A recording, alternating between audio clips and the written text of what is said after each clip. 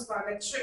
વડોદરા શહેર police commissioner સાહેબની સૂચનાથી SOG તથા ફૂડ વિભાગ દ્વારા ખાણીપીણીની દુકાનો પર ચેકિંગ હાથ ધરાયું।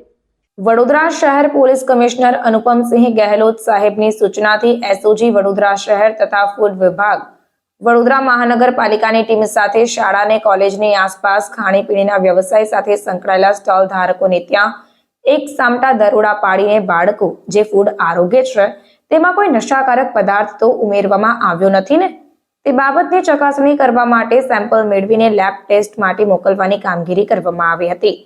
બેસલ સ્કૂલ બહાર હાઇજેનિક ફૂડ દુકાનો, ફૂડ સેફટી અને એસઓજી ટીમ સાથે મળી તપાસ ચકાસણી કરવામાં આવી અને આગળની કાયદેસરની કાર્યવાહી હાથ ધરવામાં આવી।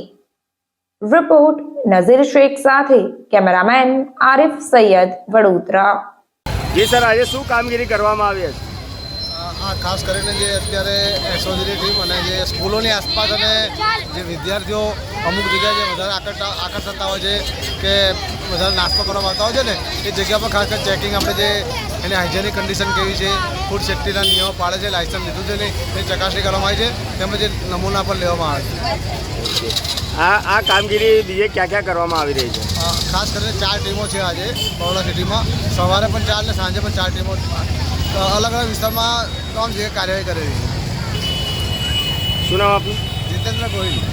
સમાચારોની અવનવી અપડેટ્સ માટે જોતા રહો સેક્યુલર ગુજરાત ન્યૂઝ। સાથે સેક્યુલર ગુજરાત ન્યૂઝ ચેનલને લાઇક, શેર અને સબસ્ક્રાઇબ કરો અને બેલ આઇકોન દબાવીને સમાચારોની ઝડપી માહિતી મેળવો।